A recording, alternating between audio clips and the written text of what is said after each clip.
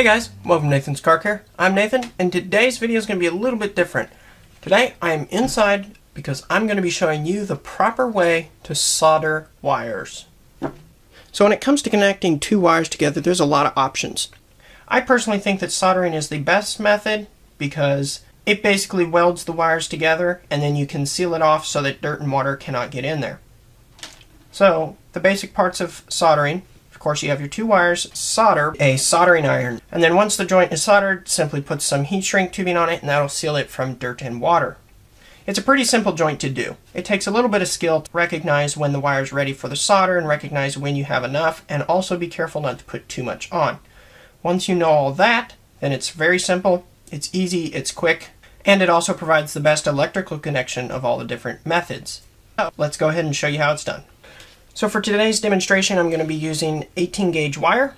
So we have our wires cut, now we need to prepare them to solder. In order to do that, we need to strip this outer sheath away from the inner strands of wires. Fortunately, you don't have to use your teeth for that anymore. They make tools that do specifically that. So this is a wire cutter slash stripper combo. What it does is it has a blade here on the bottom that will cut the wire, and then these two little notches will strip the wire. Let me show you how it works. So you take your wire, you put the wire in the notch, and then you squeeze down ever so lightly just until you feel it cut the insulation. Right there. And then you rotate the wire all the way around. As you can see the wire in between there. It's been cut all the way around. So now you can either take your finger and pull it off, or you can take the tool, squeeze down, again being careful not to cut the actual wires, and then pull the wire, and the insulation will pop right off. So we now have two wires that have been stripped and they're ready to solder. So there's a couple ways you can do this. I personally, if I am able to, I like to mesh the wires together inside of each other, just like that.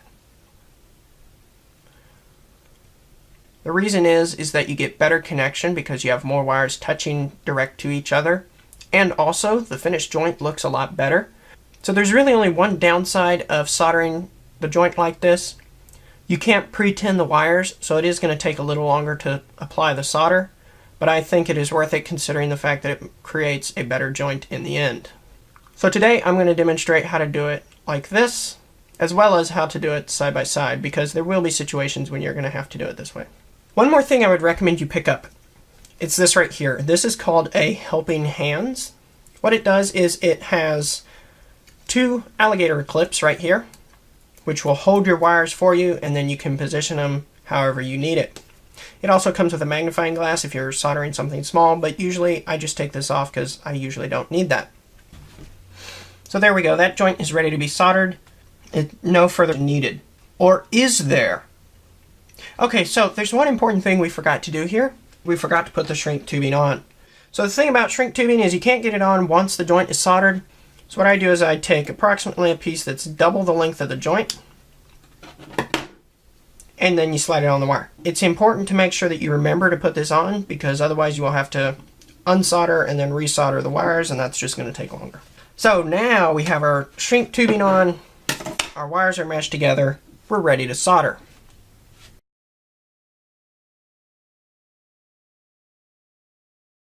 So there's a lot of options when it comes to soldering irons.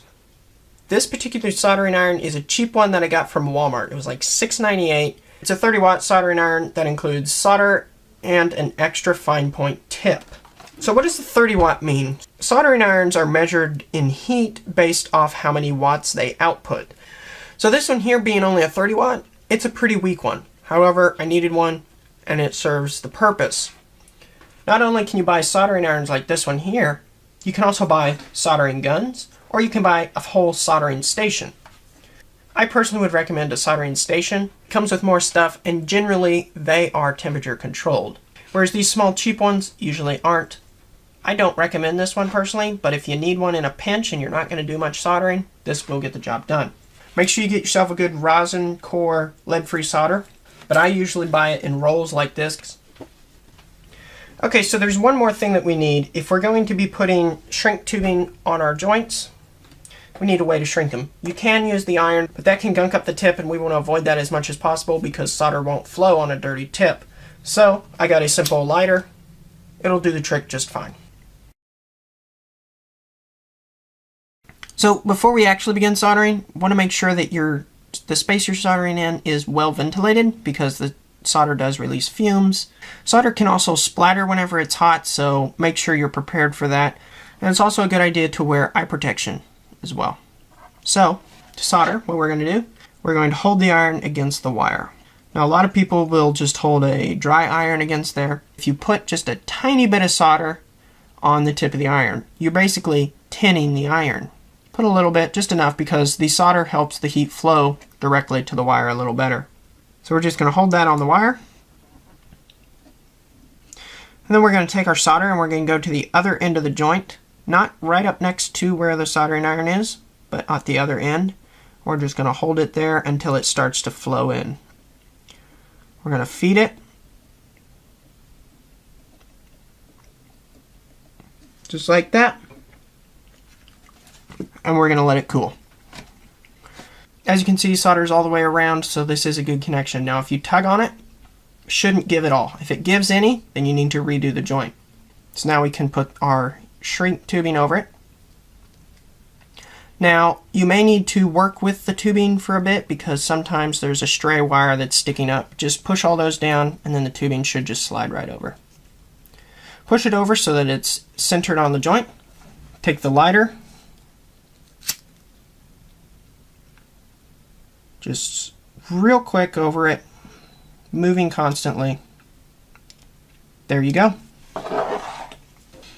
That is a solder joint, extremely strong. That won't be coming apart anytime soon.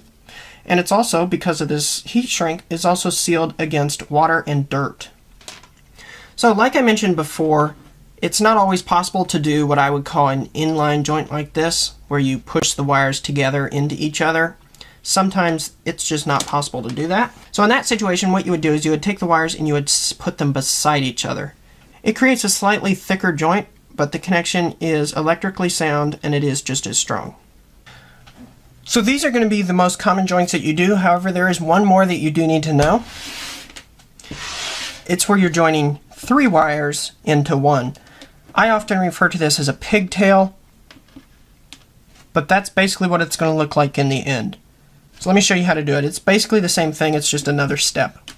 So what you're going to do is you're going to take your wires, strip them of course just like we did before, take them, I'll twist these 2 together like that, so now they cannot come apart. I'll twist this one together.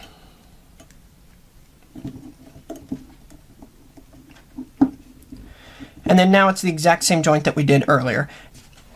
So today we learned how to solder wires. There's a lot of joints you can do. You can do the push together like we did today. You can do a side-by-side joint like this. And you can also do the pigtail like this one down here. Alright, so that's it for today, guys. If you found this video helpful, make sure you hit the like button. Leave a comment down below, let me know you found it helpful. And share it with all your friends so that they can receive the same help that you did. Don't forget, do subscribe to the channel so that you're notified next time I release a video. Also, if you could check out my website, nathanscarcare.com. It has a lot of helpful resources. There's going to be a whole page for today's video, so there's a lot of helpful stuff over there. We've got pages on other topics as well, from my CB install series that I did, on the Abrams lights installs that I did. There's a lot of topics over there. Go check it out. A bunch of helpful stuff. There's also a link over there to my Amazon web store where you can buy a bunch of the stuff that I use. All the products that I recommend you'll find over there where you can get them, and when you purchase from there I get a percentage of the sale, so it really does help the channel. So go check it out if you're in need of anything that you saw in today's video, anything that I recommended, or if you're just looking for tools in general. I have a bunch of stuff over there. Go check it out, nathanscarcare.com. I would appreciate that. And until next time, this is Nathan, signing off.